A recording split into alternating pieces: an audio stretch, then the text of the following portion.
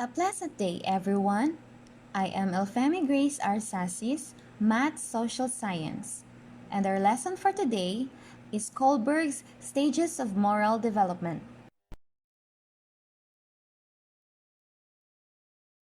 Today's objective is that at the end of the lesson, the students will identify the 6 stages of moral development by Lawrence Kohlberg and reflect on their own moral development. Lawrence Kohlberg was a famous psychologist born in 1927 in New York. He attended the University of Chicago in 1958, where his interest in developmental psychology began.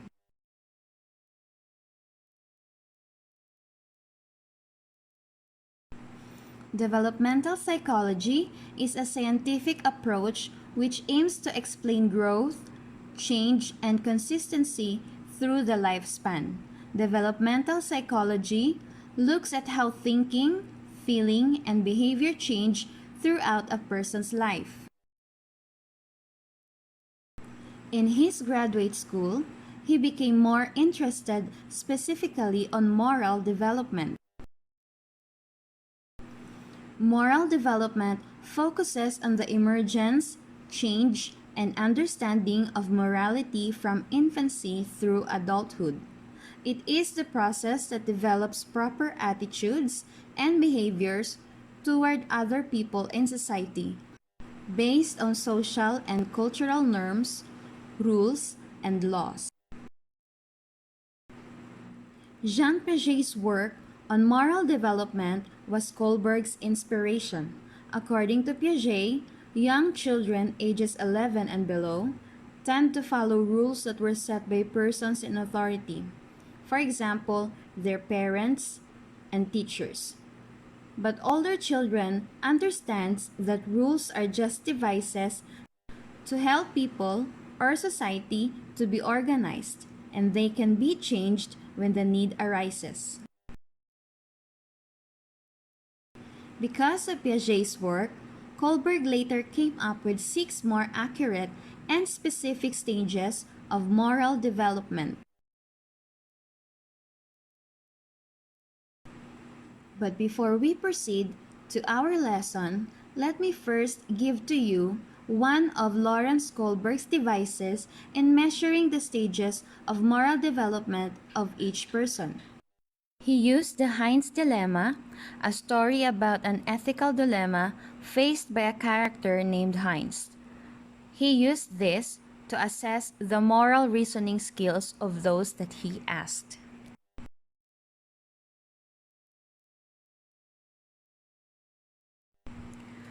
A woman was on her deathbed. There was one drug that the doctors thought might save her. It was a form of radium that a pharmacist in the same town had recently discovered. The drug was expensive to make, but the pharmacist was charging 10 times what the drug cost him to produce. He paid $200 for the radium and charged $2,000 for a small dose of the drug. The sick woman's husband, named Heinz, went to everyone he knew to borrow the money, but he could only get together about $1,000, which is half of what it cost. He told the pharmacist that his wife was dying and asked him to sell it cheaper or let him pay later. But the pharmacist said, "No, I discovered a drug and I'm going to make money from it." So Heinz got desperate and broke into the man's laboratory to steal the drug for his wife. If you were Heinz, would you have broken into the laboratory to steal the drug for your wife? Why or why not? I will let you ponder on this question while we are discussing the lesson for today.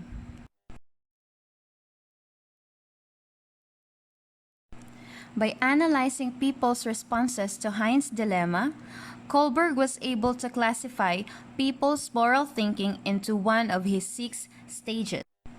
These 6 stages were actually classified into 3 levels.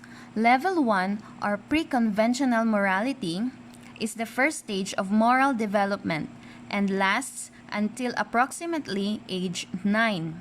At the pre-conventional level, children don't have a personal code of morality, and instead, moral decisions are shaped by the standards of adults and the consequences of following or breaking their rules.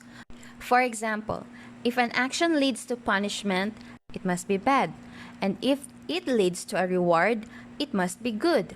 Authority is outside the individual, and children often make moral decisions based on the physical consequences of actions. Stage 1, obedience and punishment orientation. The child or individual is good in order to avoid being punished. If a person is punished, they must have done wrong. Stage 2, individualism and exchange. At this stage, children recognize that there is not just one right view that is handed down by the authorities. Different individuals have different viewpoints. The level 2 is the conventional morality. It is the second stage of moral development and is characterized by an acceptance of social rules concerning right and wrong. At the conventional level, most adolescents and adults, we begin to internalize the moral standards of valued adult role models. Authority is internalized but not questioned, and reasoning is based on the norms of the group to which the person belongs. A social system that stresses the responsibilities of relationships as well as social order is seen as desirable and must, therefore, influence our view of what is right and wrong. For example, I better not drink and drive because my friends will think less of me and I, in turn, will think less of myself. Stage 3 is the good interpersonal relationships. The child or individual is good in order to be seen as being a good person by others. Therefore, answers relate to the approval of others. Stage 4 is maintaining the social order. The child or individual becomes aware of the wider rules of society, so judgments concern obeying the rules in order to uphold the law and to avoid guilt. Level 3 is the post-conventional morality. It is the third of moral development and is characterized by an individual's understanding of universal ethical principles. These are abstract and ill-defined, but might include the preservation of life at all costs and the importance of human dignity. Individual judgment is based on self-chosen principles, and moral reasoning is based on individual rights and justice. According to Kohlberg, this level of moral reasoning is as far as most people get. Only 10 to 15% are capable of the kind of abstract thinking necessary for stage 5 or 6, or post-conventional morality. That is to say, most people take their moral views from those around them, and only a minority think through ethical principles for themselves. Stage 5, or social contract and individual rights. The child or individual becomes aware that while rules or laws might exist for the good of the greatest number, there are times when they will work against the interest of particular individuals. The issues are not always clear-cut. For example, in Hein's dilemma, the protection of life is more important than breaking the law against stealing. Stage 6, or universal principles. People at this stage have developed their own set of moral guidelines, which may or may not fit the law. The principles apply to everyone. For example, human rights, justice, and equality. The person will be prepared to act to defend these principles, even if it means going against the rest of society in the process, and having to pay the consequences of disapproval and or imprisonment. Kohlberg doubted few people reached this stage. Some examples of post-conventional morality are abortion and death penalty. In some countries, both are legally okay. Abortion is called a woman's choice, and death penalty is regarded as justice. But in other countries, it is not morally okay. Views on these matters vary over time because of democracy, individualism, liberalism, and many other factors. Because conventions change. An eye for an eye seems morally justifiable to many. Even some historical heroes would be looked at as villains given the acts they carried out, which out of context seemed incredibly brutal. Like what is happening now in the Ukraine, civilians are required to take arms, even kill a life, in order to protect their country from oppressors.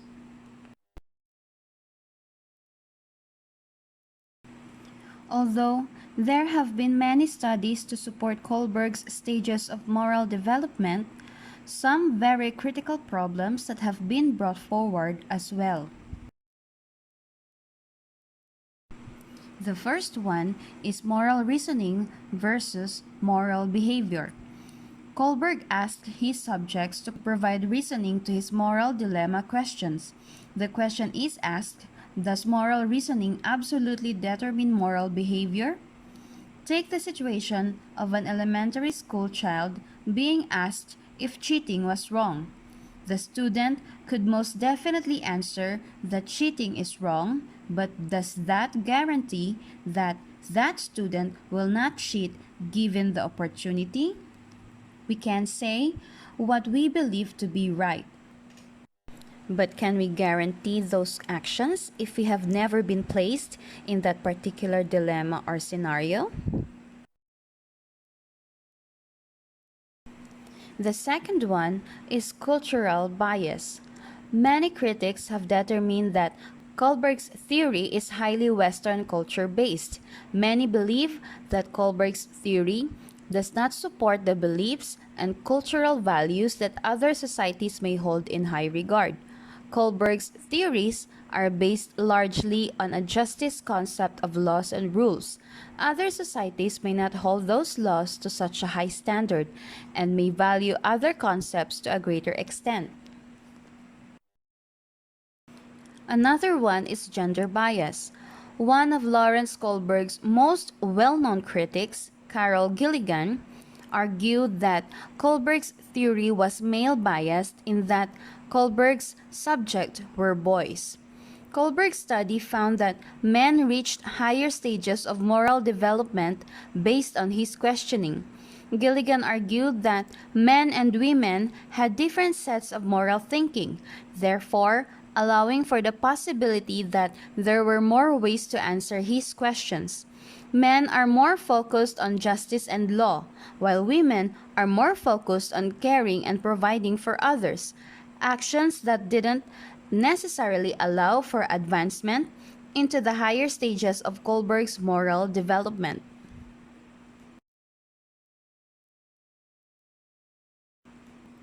As educators, Kohlberg's stages of moral development can also be used inside the classroom.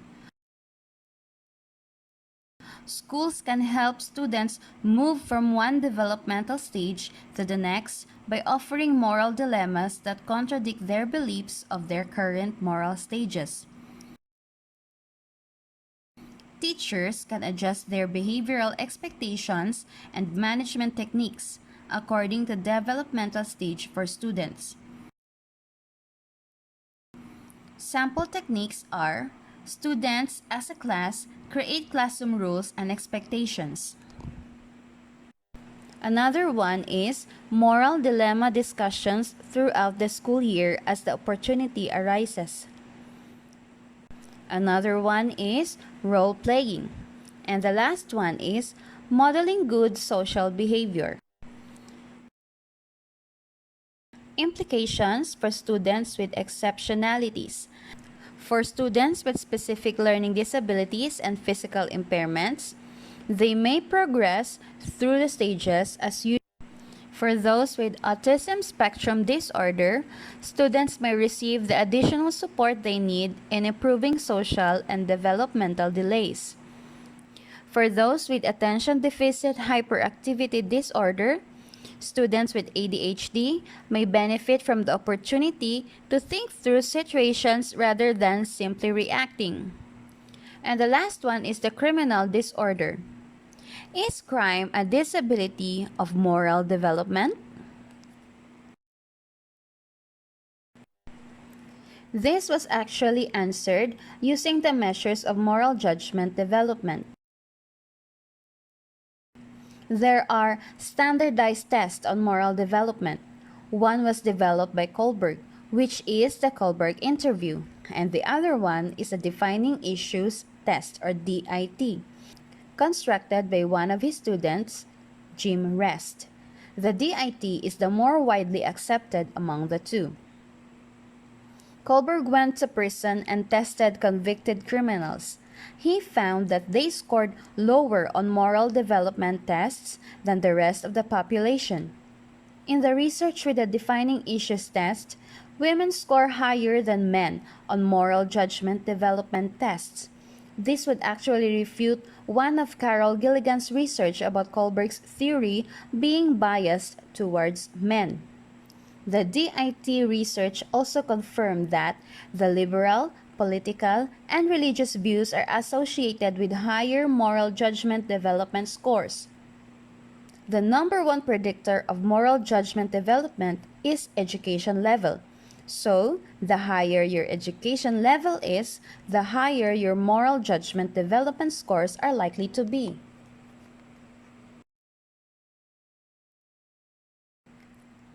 For the post-test or assessment, students will be given worksheets to answer a 10-item multiple-choice test for Test 1 and a self-test or self-assessment for Test 2. Now, let us try Test 2 self-test.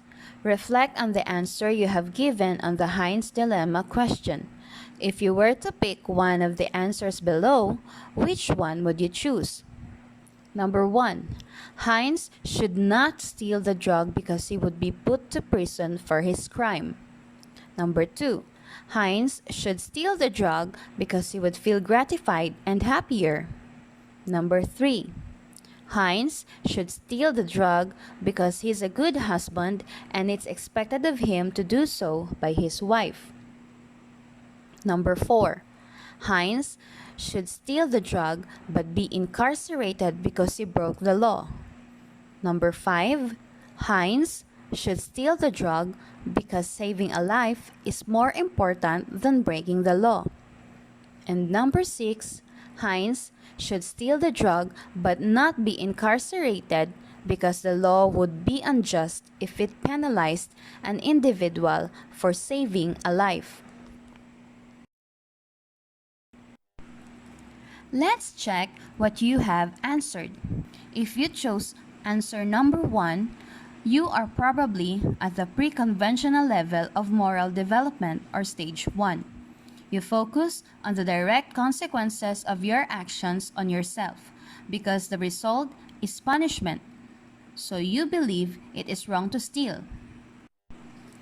If you chose answer number 2, you are probably at the pre-conventional level of moral development or stage 2. You focus on what you believe to be for your best interest because you benefit from the result, hence you believe it is all right to steal.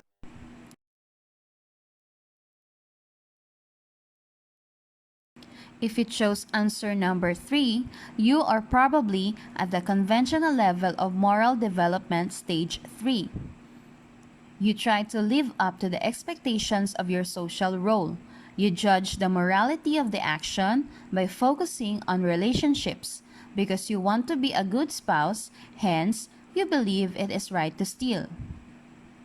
If you chose answer number 4, you are probably at the conventional level of moral development or stage 4.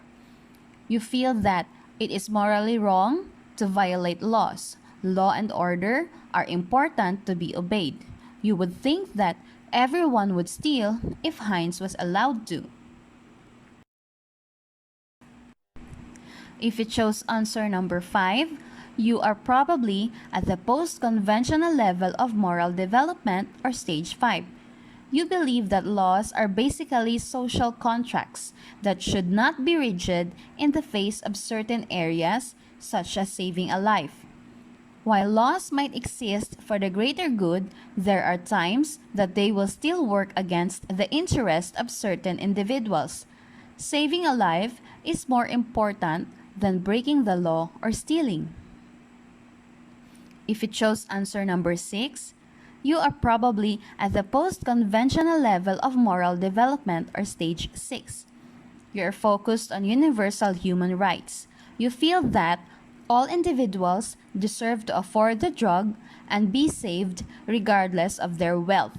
You are one of those who would have challenged slavery even when the law allowed it. Few people reach this level.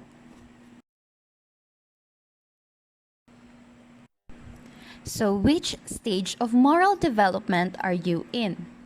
I hope you have learned so much from our lesson today. Thank you so much and have a wonderful day.